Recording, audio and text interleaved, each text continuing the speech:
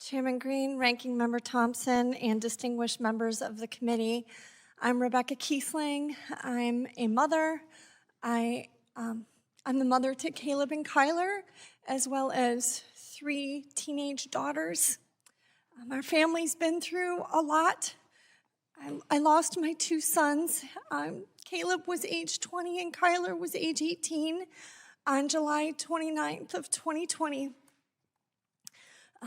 It was absolutely a perfect storm. There was also a 17-year-old girl, Sophia Harris, who died along with them. And the drug dealer, Lorenzo Bravo, was spared by Narcan. And he ended up getting 8 to 15 years for killing 3 people. Because to the law enforcement, this was a breakthrough case. My former law partner, her husband is a sheriff deputy, he's a detective in the next town over. He tells me he's got a stack. Every day there's a stack of dead people. And there's no leads.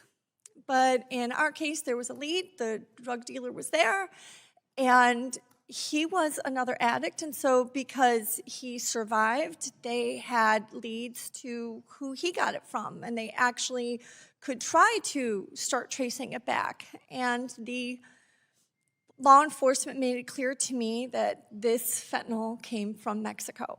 It came from our southern border. I didn't know what fentanyl was.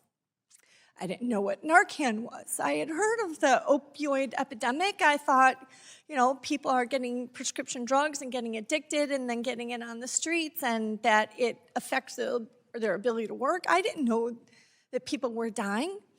I didn't know that my boys were taking anything that could kill them.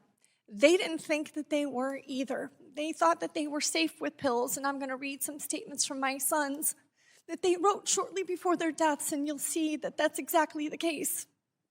But the government knew. The government's known for years and years. The year my son Caleb was born, 2020, there were roughly 20,000 drug-related deaths in the United States. The year they died, it was 2000, it was the year he was born.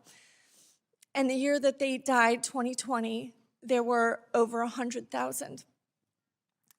For 2021, almost 110,000.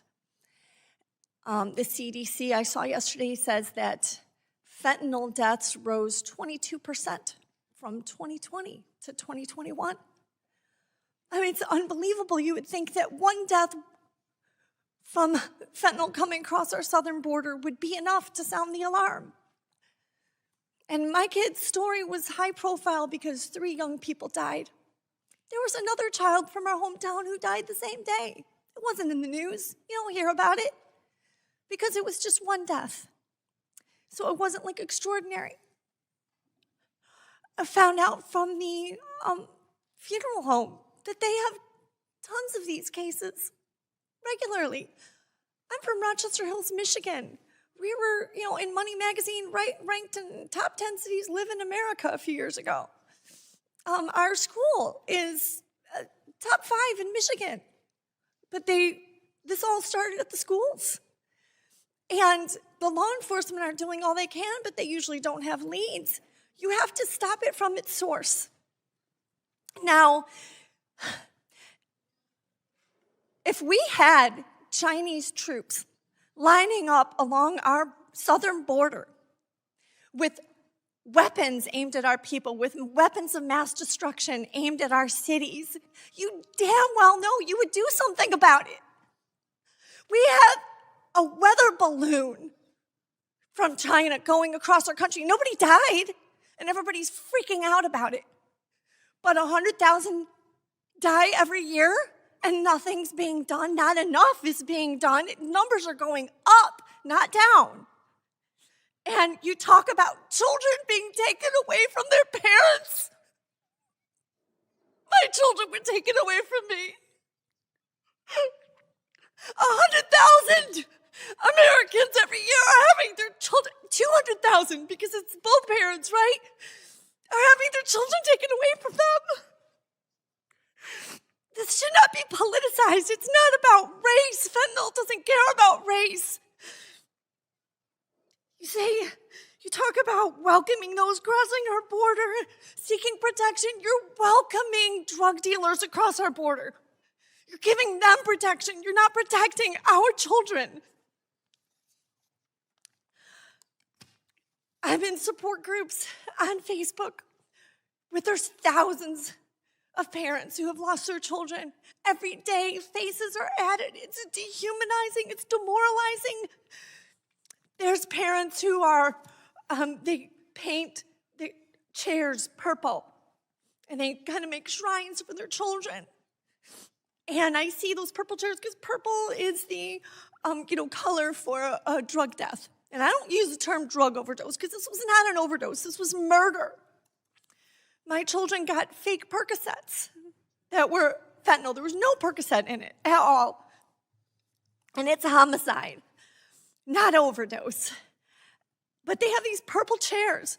And I saw that and I thought, I don't ever want to have purple chairs. I don't need a reminder.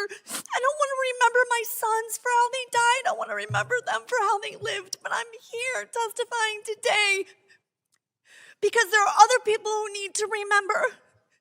I don't need a purple chair in my house. Congress needs a purple chair.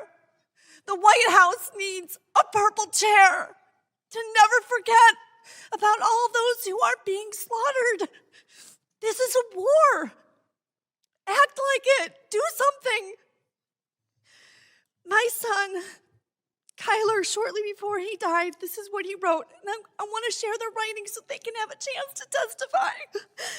He wrote his goals. Number 1, stay away from drugs and alcohol. It's not worth it. 2, surround myself with good influence people. 3, stay away from nicotine. 4, treat people with more respect. Don't burn bridges. 5, find another method to cope that works for me. 6, get closer with Jaden. 7, start doing something physical to get in shape. 8, start working a lot to stay focused. 9, finish school. And he did. The day before he died, he graduated. 10, have a better relationship with my parents. 11, do anything and everything to better myself and my health. 12, listen when told to do something. 13, don't F up pro bono or I'll have a felony on my record. 14, report to any and every drug test. 15, don't follow my birth mom's steps. 16, be there for my brother, my only blood brother. 17, I can do anything that I put my mind and effort to. I'd like to have the photos of my sons shown. I have just a few photos that you can see, again, to put a face to this issue. This is not just a concept. We also found Caleb's testimony. He wrote out weeks earlier because he wanted to start speaking in schools and to tell other kids why not to do drugs, why not to ever try it. He said, my name is Caleb Kiesling. I'm 20 years old. I've dabbled in drugs. I've never touched crack, meth, or heroin as I have grown up watching my birth mother ruin her life and watch all her friends pass away from heroin overdoses. And I've also grown up hearing how destructive those 3 substances are, so I've stayed away from them and do not see myself ever trying them. Again, he thought he was safe. He didn't want to die. He says, I was an athlete. I played soccer from a young age all the way up until my junior year. I got A's in school, was student council president, and ended up graduating early. And I've held a full-time job since I was 16 years old. I'm extremely intelligent. I have my parents to thank for that, as they stressed I keep my nose in a book, teaching me that knowledge is true power and is the only thing nobody can ever take from you. Before I got caught, I had already realized that my life needed to change. I'd been in the process of signing on with the Navy. I scored in the 90th percentile on the PCAT test. I have too many routes available to me not to succeed. So even if the military is in my path, I'm going to have a good future. I can feel that in my bones. I'm built to succeed, and my issues have only made me stronger.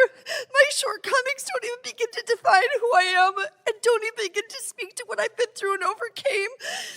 I can only claim just a little credit for it because it's by the Lord's grace and protection that I'm alive and here to tell my story. He has watched over my whole life, even when I refused to accept his presence and existence.